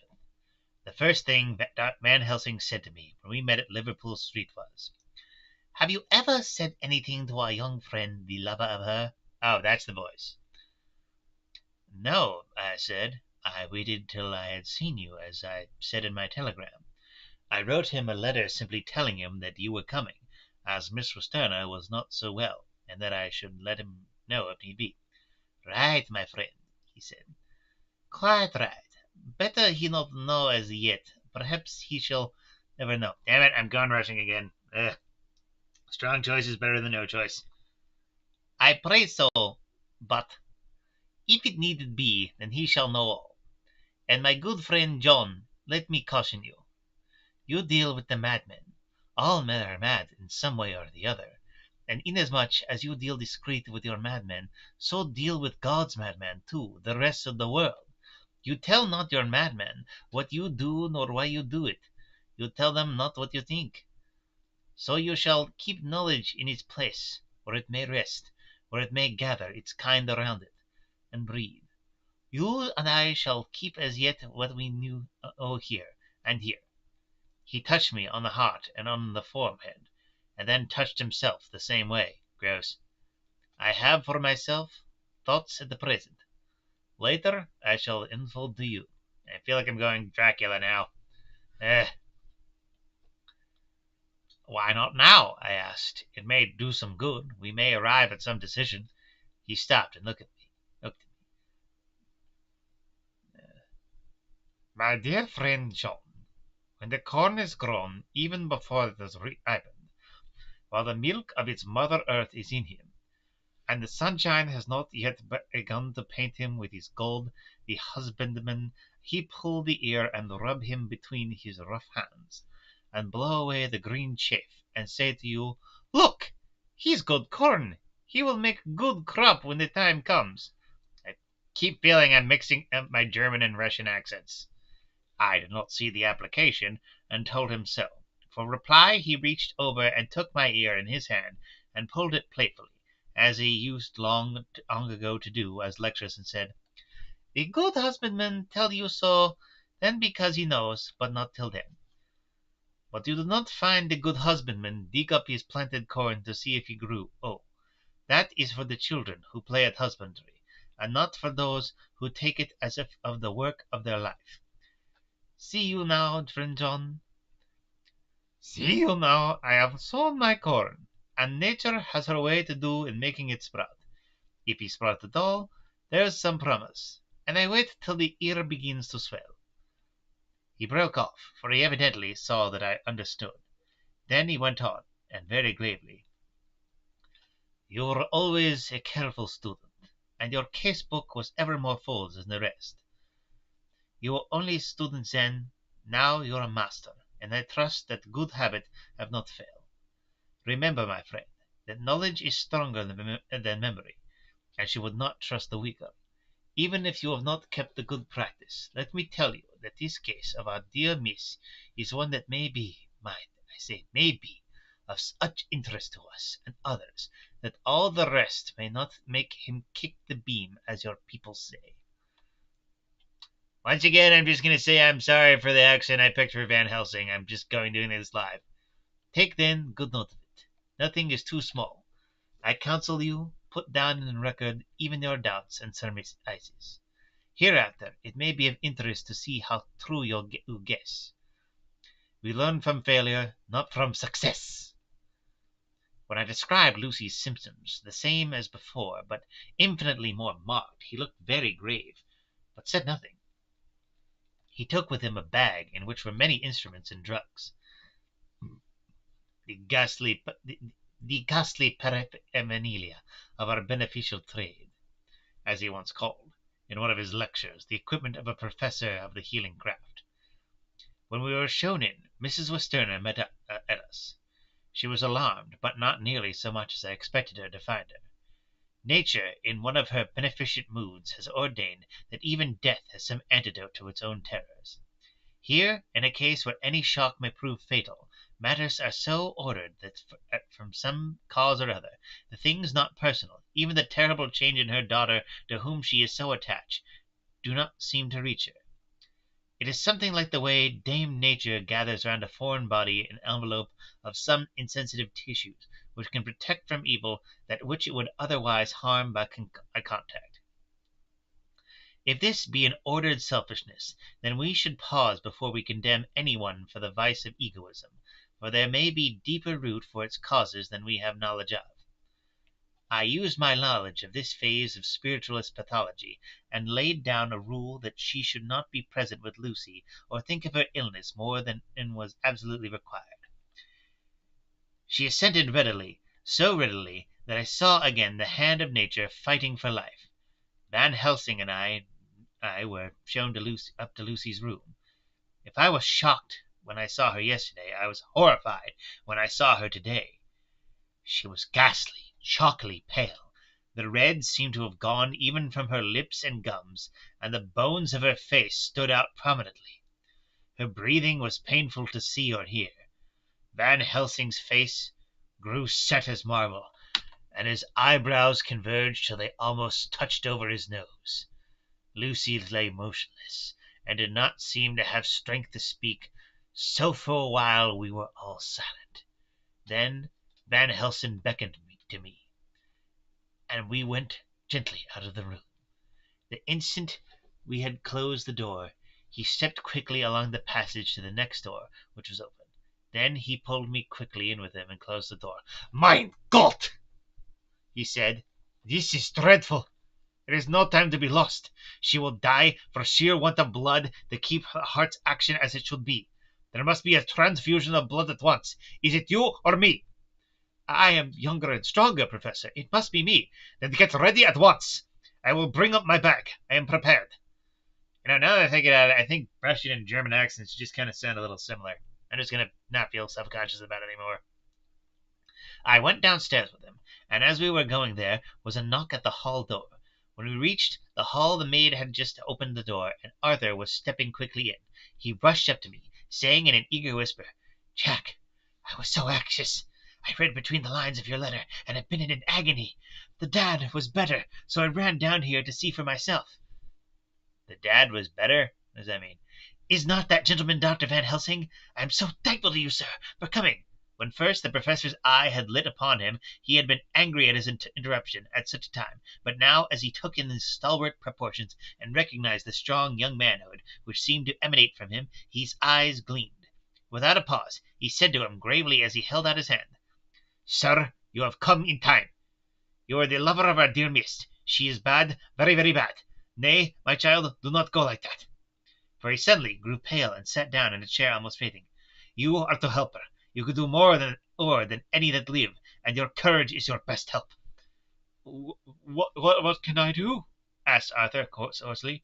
"Tell me, and I shall do it. My life is hers, and I would give the last drop of blood in my body for her." The professor has a strongly humorous side, and I could, from old knowledge, detect a trace of its origin in his answer. "My young sir, I do not ask so much as that, not the last." "What shall I do?" There was fire in his eyes, and his open nostril quivered with intent. Van Helsing slapped him on the shoulder. "Come," he said. "You are a man, and it is a man we want. You are better than me, better than my friend John." Arthur looked bewildered, and the professor went on by explaining in a kindly way. "Young Miss is bad, very bad. She wants blood, and blood she must have or die. My friend John and I have consulted, and we are about to perform what we call transfusion of blood, to transfer from full veins of one to the empty veins which pine for him. John was to give his blood, as he is the more young and strong than me." Here Arthur took my hand and wrung it hard in silence.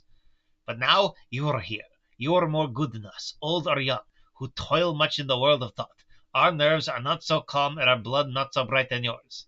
Arthur turned to him and said, "If you only knew how gladly I would die for her, and oh, that's Arthur. If you only knew how gladly I would die for her, you would understand." He stopped with a sort of choke in his voice. Good boy," said the Van Helsing. "In the not so far off you will be happy that you have done all for her you love. Come now, and be silent. You shall kiss her once before it is done, but then you must go, and you must leave at my sign. Say no word to madam. You know how it is with her.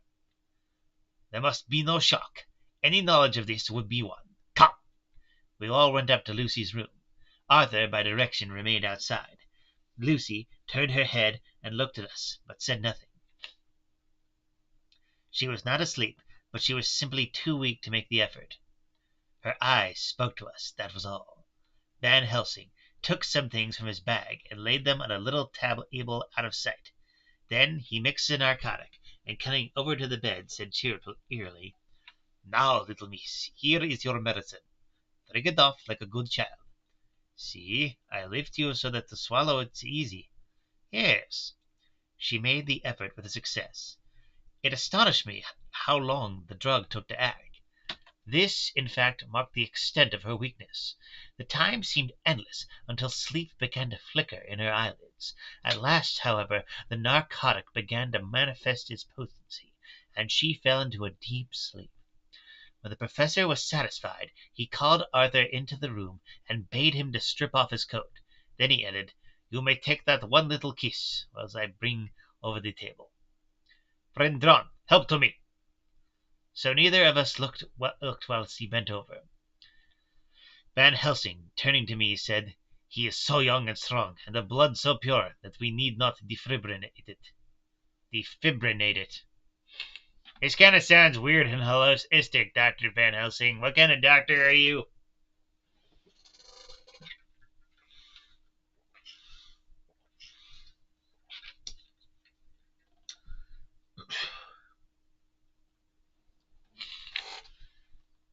Then, with swiftness, but with absolute method, Van Helsing performed the operation. As the transfusion went on, something like life seemed to come back to poor Lucy's cheeks, and through Arthur's growing pallor the joy of his face seemed absolutely to shine. After a bit I began to grow anxious, for the loss of blood was telling on Arthur, strong man as he was.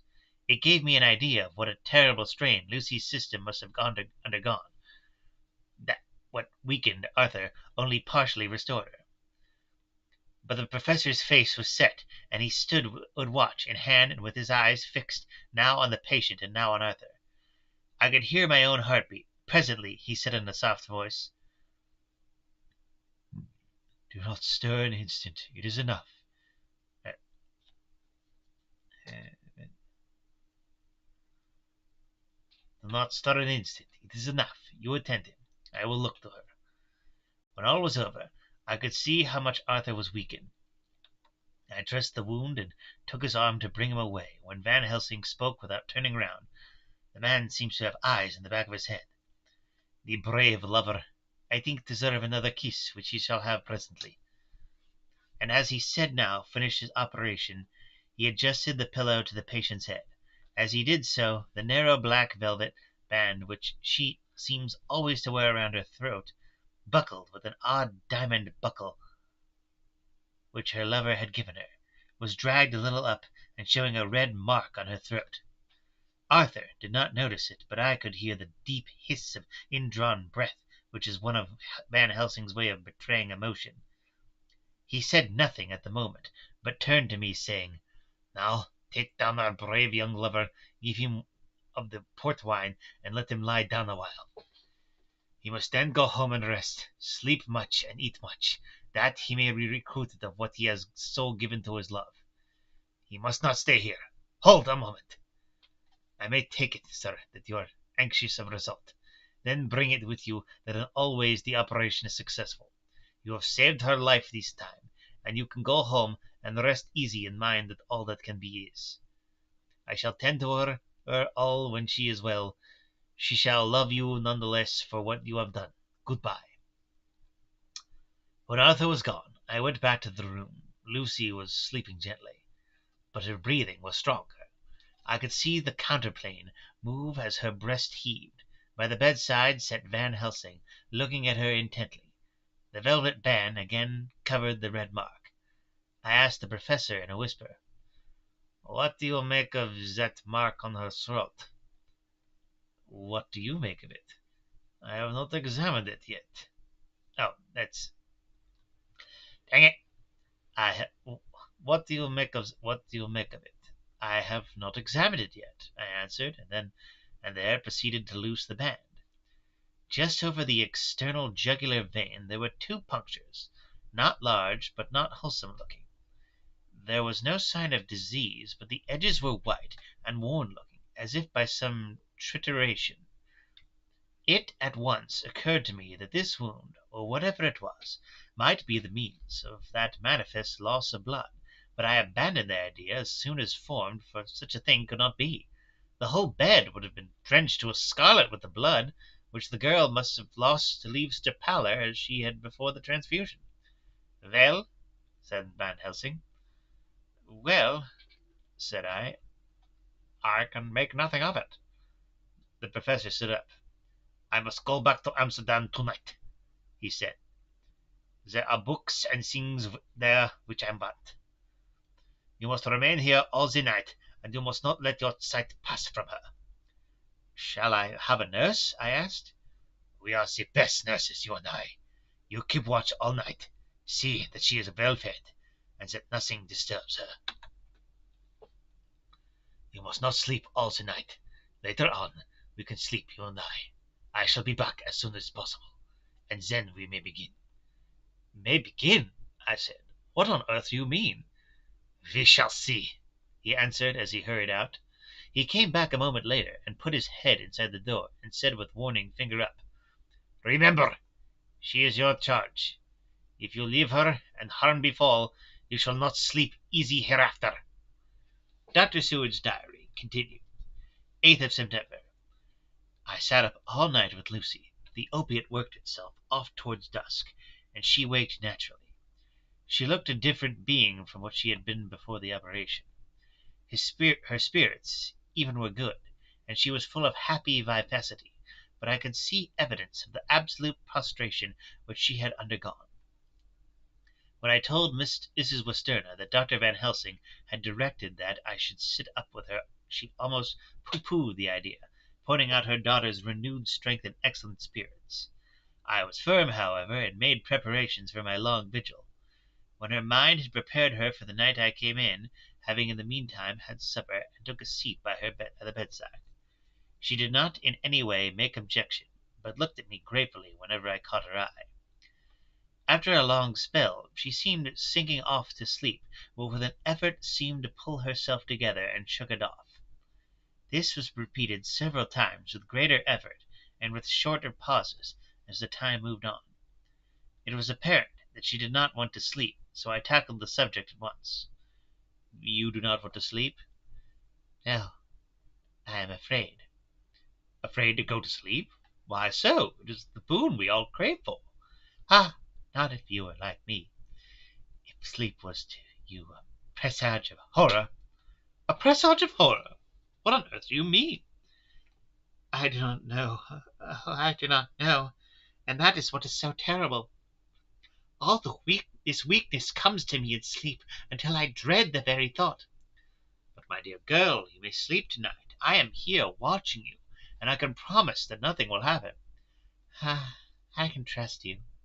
I seized the opportunity and said, "I promise you that I will that if I see any evidence of bad dreams, I will wake you at once." "You will? Oh, will you really? How good you are to me! Then I will sleep." and almost at the word she gave a deep sigh of relief and sank back asleep. All night long I watched her.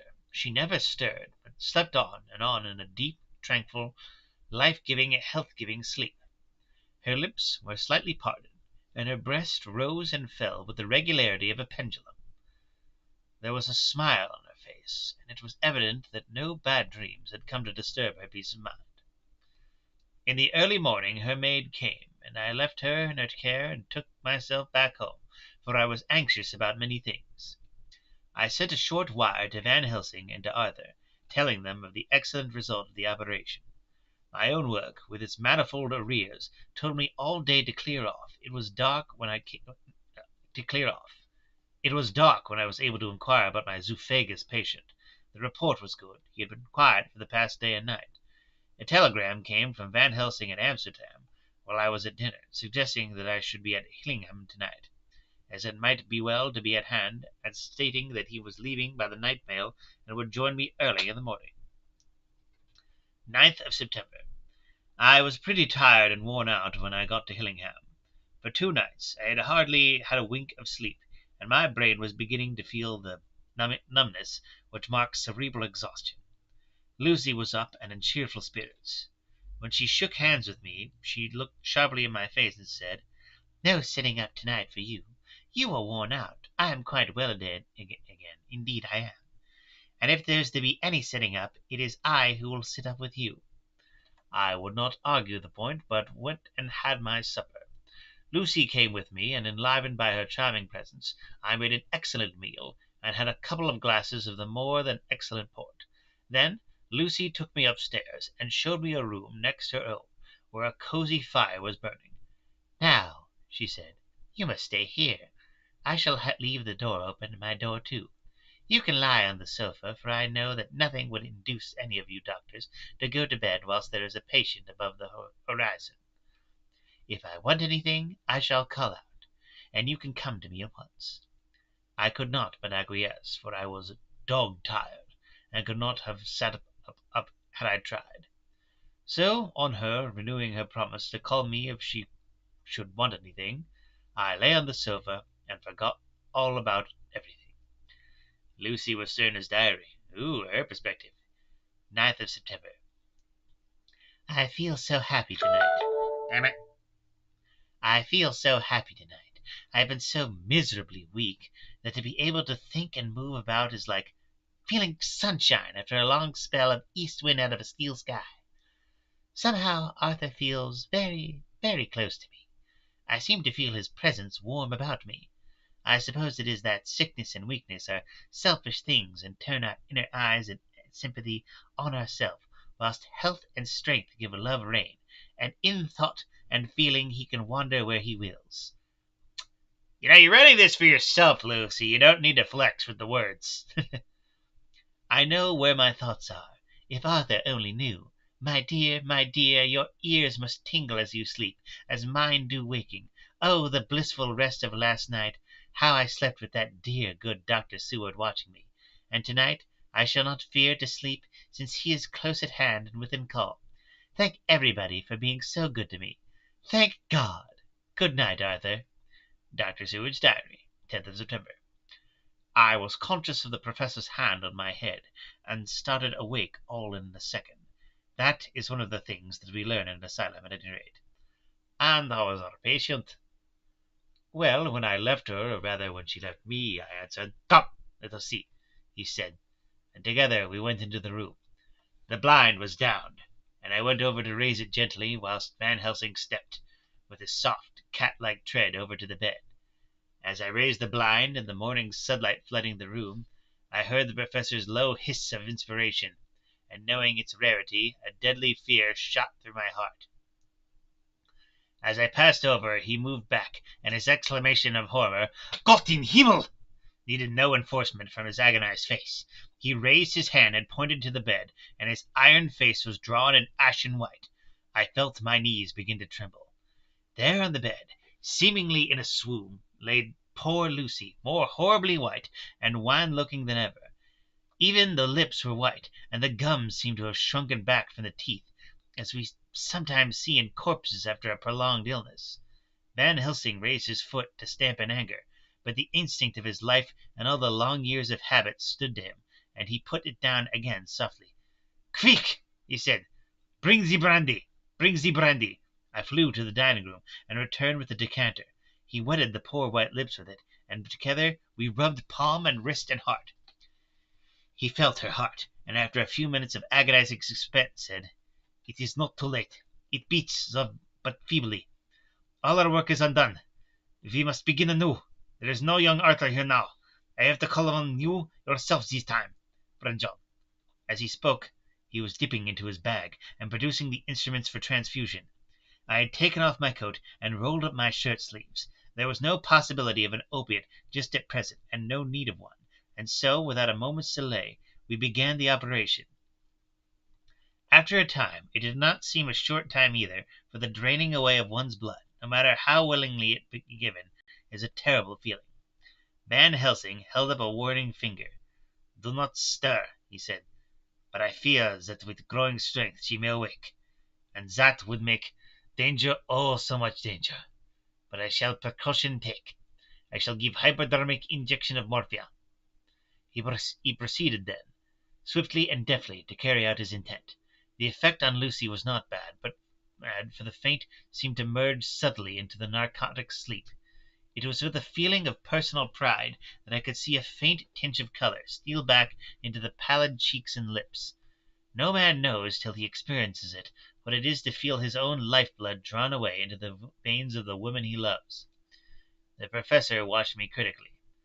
"That will do," he said. "Already?" I remonstrated. Remonstrated, that's a neat word.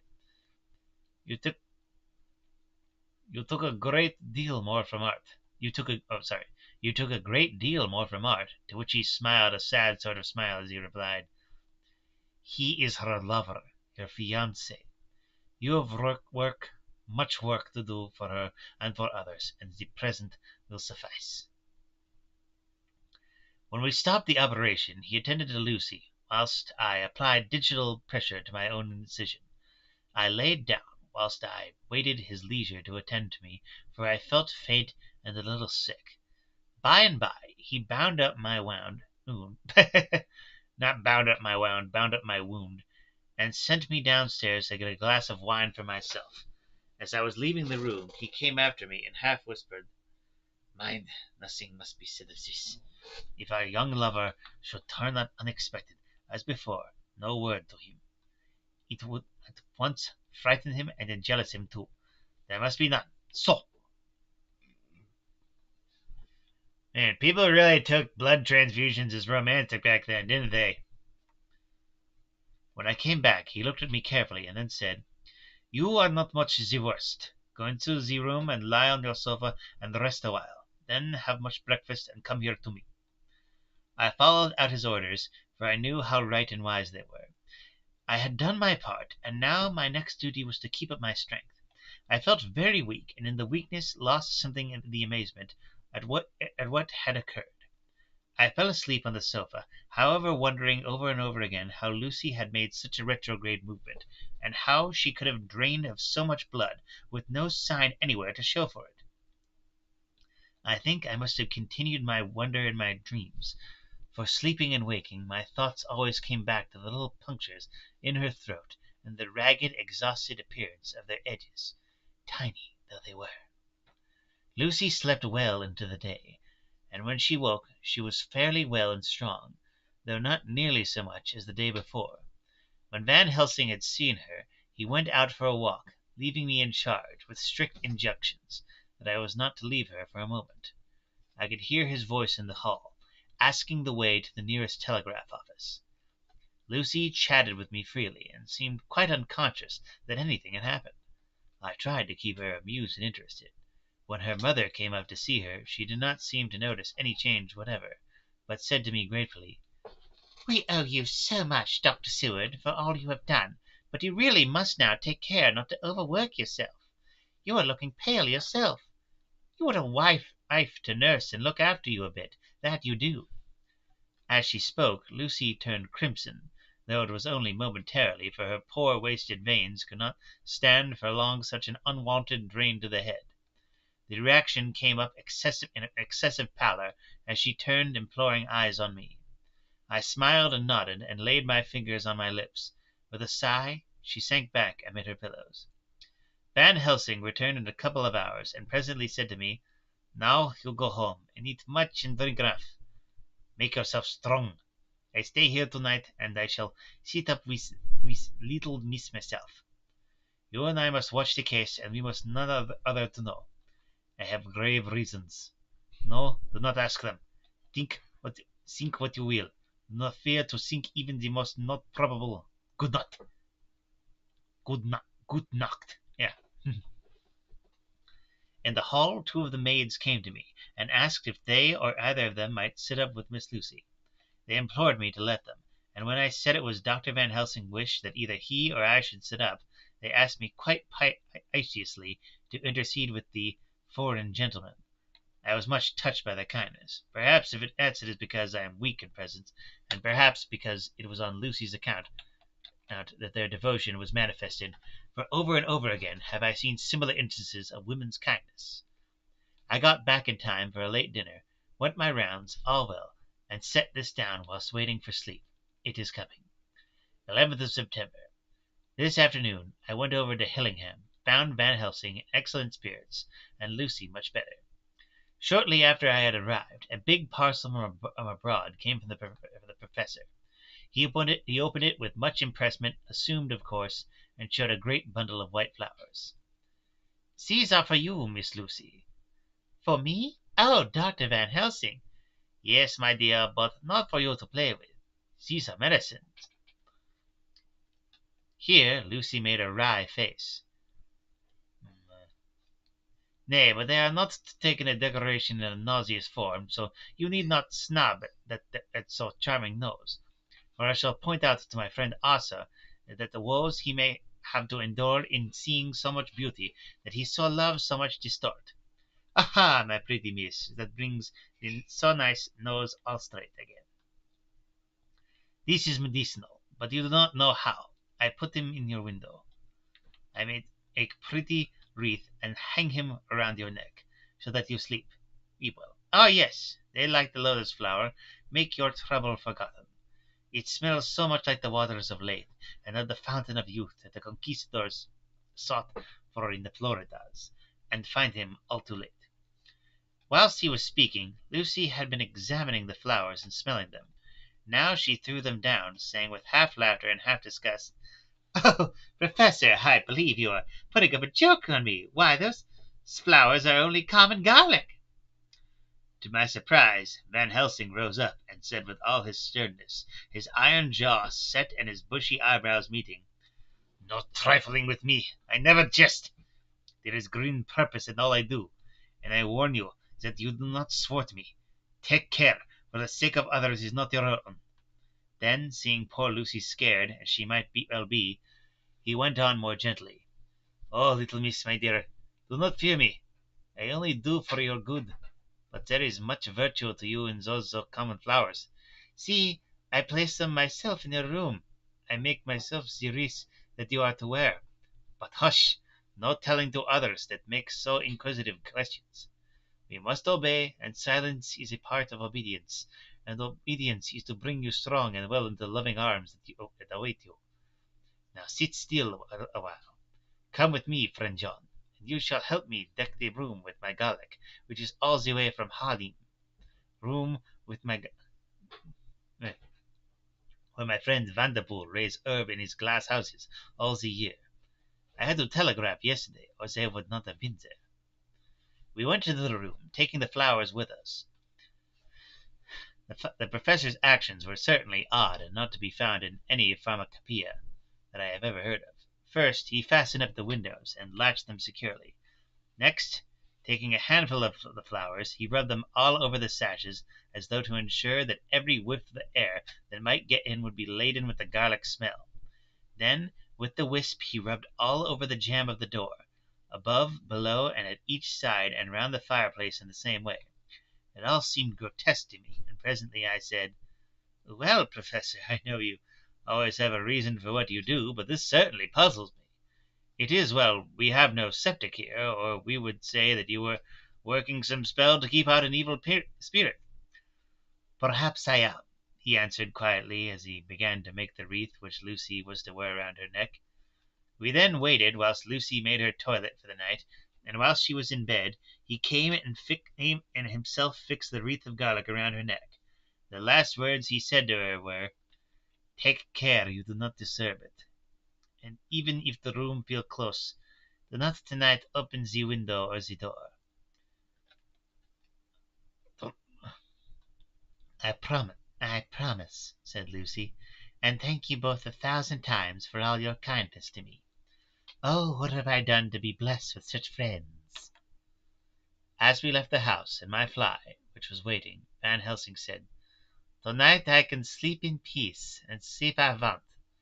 2 nights of travel, much reading in the day between, and much anxiety on the day to follow, and a night to sit up, without a wink. Tomorrow in the morning early you call for me, and we come together to see our pretty miss, so much strong for my spell which I have work. Ho, ho!"